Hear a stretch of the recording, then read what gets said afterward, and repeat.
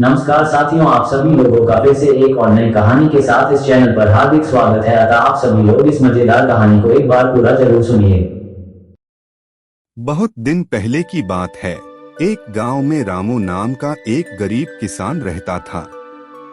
वह काफी मेहनत करता था, लेकिन फिर भी उसका गुजर बसर बड़ी मुश्किल से हो रहा था। वो गांव के एक जमींदार के खेत पर काम करके किसी तरह अपना घर चला रहा था। एक वक्त था जब किशन की हालत ऐसी नहीं थी।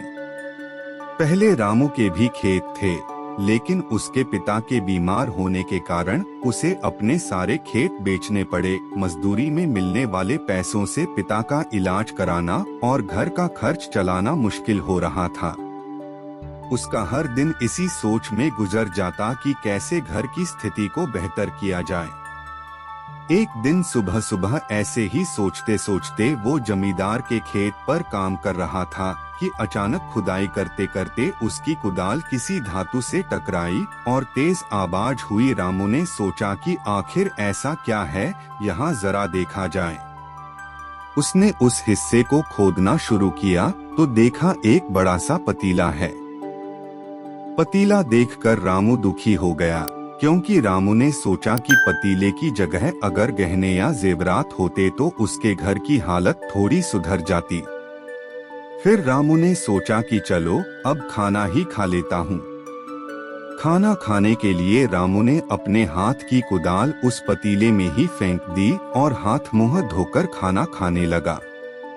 खाना खाने के बाद जब रामू अपनी कुदाल उठाने के लिए उस पतीले के पास पहुंचा तो वो हैरान हो गया। उस पतीले के अंदर एक नहीं बल्कि बहुत सारे कुदाल थे। उसे कुछ समझ नहीं आया। तभी उसने अपने पास रखी एक टोकरी को भी उस पतीले में डाल दिया।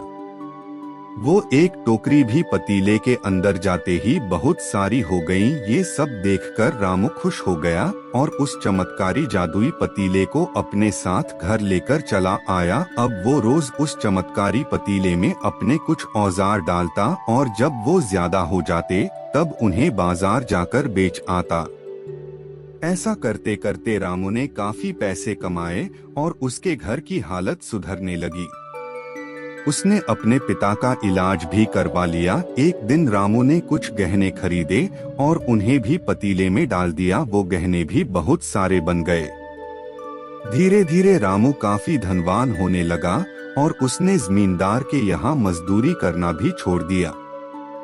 रामू को इस तरह अमीर होते देख जमींदार मोहन को रामू पर शक हुआ और वो सीधे रामू के घर जा धमका। वहाँ उसे जादुई पतीले के बारे में पता चला। उसने रामू से पूछा, तुमने यह पतीला कब और किसके घर से चुराया, सच सच बताओ।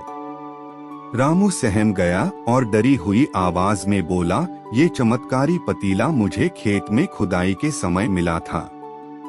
मैंने किसी के घर चोरी नहीं की है। बस फिर क्या था। खेत में खुदाई की बात सुनते ही जमींदार बोला, यह पतीला जब मेरे खेत से मिला तो यह मेरा हुआ। रामू ने जादुई पतीला न लेकर जाने की बहुत मिन्नतें की, लेकिन जमींदार मोहन ने उसकी एक नहीं सुनी और वो जबरदस्ती अपने साथ वो जादुई पतीला लेकर चला गया। जमींदार ने भी रामू की ही तरह उसमें अलग अलग सामान डालकर उन्हें बढ़ाना शुरू किया।